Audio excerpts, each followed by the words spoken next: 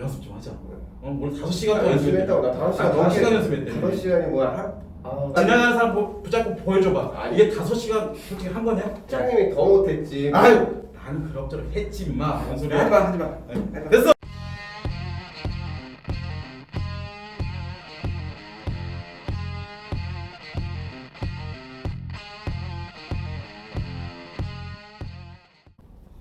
그럼 진짜 해지만큼 실제 사례를 한번 들어보고 싶은데 어떤 사례들이 있을까요? 일단은 김땡땡 의뢰인이라고 이분 사연 먼저 좀 소개를 드려볼게요. 이분이 저희 범범인 진성을 통해 가지고 제일 처음에 환급받게 되신 분이거든요. 이분은 좀 특이한 케이스긴 한데 이제 변호사님께서 서면을 작성하시고 민원을 접수를 했는데 접수하자마자 해당 보험사 담당 설계사한테 연락이 왔습니다. 그래서 그 설계사가 의뢰인한테 총 납입했던 보험료 전부를 한 315만 원 가량 정도 됐거든요. 돌아주고 해가지고 315만 원 가량을 예, 설계사가 315만 원을 바로 의뢰인의 통장으로 입금을 해줬기 때문에 이 고객 같은 경우는 손해를 안 보게 된 케이스입니다. 이분이 가입하셨던 보험이 두 가지인데요. 하나는 변행 유니버셜이라는 상품이었고요. 하나는 종신보험이었습니다. 이 두 가지 상품 다 돈을 모으기 위해서 가입을 하셨던 거고요. 네, 여기서 좀 제가 짧게나마 상품에 대해서 제가 많이 알진 못하지만 제가 아는 범위 내에서 좀 설명을 드려보고자 합니다.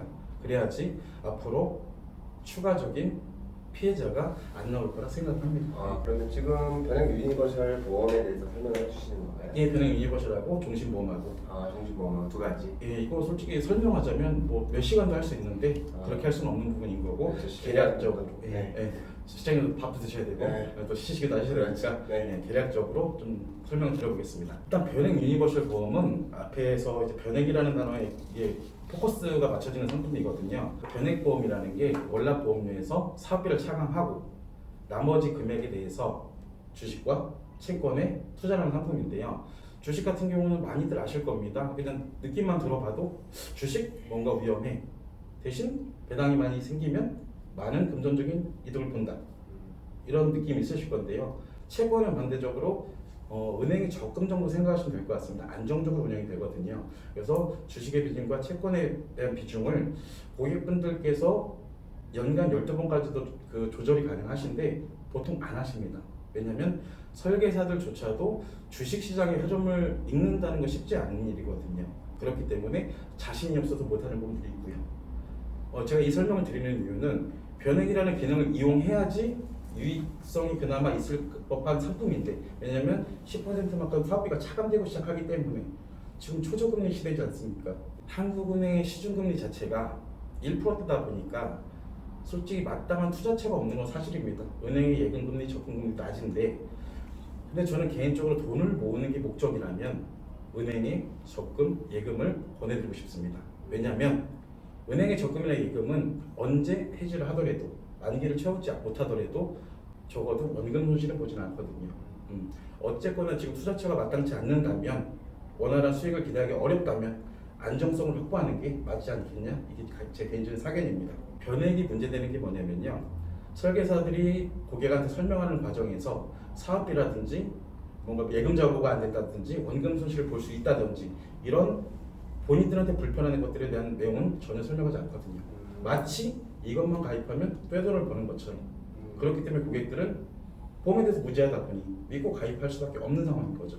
근데 나중에 알고 보니까 내가 처음에 들었던 것과 내용이 많이 다르고 왜냐하면 요즘에는 뭐 인터넷도 많이 발전되고 매스컴도 많이 발전되다 보니까 예전에 비해서 보험 상품이 들을 기회가 많다는 얘기죠. 뭐 홈쇼핑에서도 광고도 많이 하고 있고요. 자연스럽게 고객들이 보험 상품에 대해서 이제 관심을 갖게 됐고 이제 그러다 보니까 본인이 가입한 보험에 대해서 알아보게 됐고 알아보다 보니 처음에 내가 들었던 내용과 많이 다르고요. 그래서 이제 해지하려고 보니 내가 낸 돈은 한 1,000만 원 되는데 해지하니까 한 300만 원 준다, 400만 원 준다. 이거밖에 안 돼. 얼마나 어이가 없겠습니까? 그래서 이런 것들 때문에 저희 보험의 진성에서 지금 이런 컨설팅을 진행하고 있는 거거든요. 종신보험은 일단 머리부터 아파요. 들으면 종신보험 같은 경우는 이거 진짜 사회적으로 큰 이슈인데요. 종신보험은 피보험자가 사망하게 되면 유가족들한테 사망보험금이 상속되는 상품입니다. 그런데 이걸 설계사들이 어떻게 판매를 하냐? 은행의 적금보다 이율이 높다. 지금 금리가 계속 떨어지고 있는데 이거는 가입 당시 금리를 반영하기 때문에 확정 금리다. 뭐 적금으로서 기능도 있고 나중에 연금도 전환이 가능하다.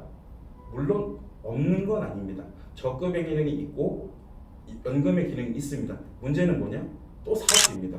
아까 제가 변액 사업비 몇 프로라고 얘기했죠? 10%. 10%라고 얘기했죠? 네. 종신은 얼마나 될 것 같으세요? 많은가요? 적은가요? 힌트. 힌트 못 드리겠습니다. 한번 얘기해 보십시오. 제 생각에는 그래도 똑같지 않을까요? 그 정도만 돼도 제가 머리 아플 정도는 아닐 것 같은데 30%만 20%도 아닌 30%. 30%. 예. 그러니까 종신보험 같은 경우가 요즘에 고객들이 적금인지 알고 연금인지 알고 가입했는데 사업비가 변액보다 더 많이 빠지고 그러다 보니 중간에 해지를 하게 되면 손해를 더 많이 보는 구조입니다. 아까 제가 잠깐 설명을 드렸었는데 적금 기능, 연금 기능 있습니다.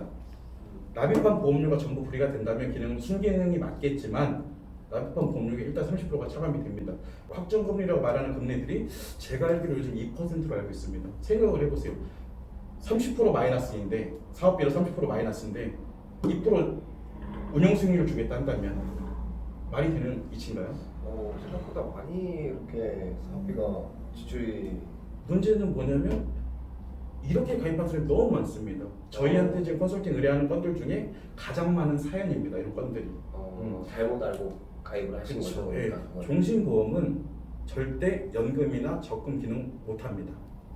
유가족들을 대비하는 사망보험을 준비하는 게 목적이시라면 종신보험보다는 정기보험을 권해드리고 싶습니다. 권해드립니다. 예, 동일한 보장 금액을 가져가더라도 정기보험이 훨씬 더 저렴합니다. 그럼 법무법인 진성에서 진행하는 보험의 환급금 기준을 좀 알고 싶은데 그거에 대해서 좀 설명 좀 해주실 수 있으실까요? 제가 실은 1편에서 설명을 드리긴 했었는데 제가 가급적이면 당분간은 매회 설명을 다시 드려보려 합니다. 그냥 시청자님들께서 저희들의 영상을 매회 다 봐주시면은 좀 더 수월하긴 할 것 같은데 그런 부분이 많이 어렵다고 판단이 돼서 제가 당분간은 가급적이면 중복되는 질문들에 대한 답변도 다시 한번 드려보겠습니다. 일단 환급금에 대한 기준을 좀 설명을 드리자면 이제 보험을 가입했다가 해지나 실효로 손해봤다고 무조건 진행되는 건 아닙니다. 하지만 보험을 가입했다가 해지했다고 무조건 손해를 봐야 되는 것도 아닙니다. 그 진행이 가능한지에 대해서 저희 법무법인 진성에서 판단을 해드리겠습니다. 네. 그러니 보험을 가입했다가 해지나 실효로 손해본 경험 있으시면 편하게 의뢰해 주시면 됩니다. 그리고 나서 이제 저희가 서류를 검토하고 나가지고 컨설팅 진행이 가능하다고 판단이 되면 저희 법무법인 진성과 위임 계약서 작성을 하게 되시고요. 그 이후에는 저희 담당 변호사님께서 서면을 작성하시고 보험사나 금감원에 민원 접수까지 직접 하게 됩니다. 처음에 저희가 컨설팅 진행 가능한지 판단을 하기 위해서 준비해 주셔야 될 서류를 준비해 주시는 행동 외에는 크게 신경 쓸 거는 없다고 보셔도 될 것 같습니다. 네, 그럼 지금까지 좋은 답변 너무 감사합니다. 도움이 되셨나요? 네, 많은 도움이 됐습니다. 시청자분도 어떻게 보셨는지 저도 많이 떨리고 처음이어서 이걸 어떻게 풀어가야 될지 어떻게 말씀을 드려야 될지 설명을 드려야 될지 질문을 어떻게 해야 될지 몰랐는데 그래도 예쁘게 봐주시고 좋아요와 구독 부탁드리겠습니다. 부탁드리겠습니다.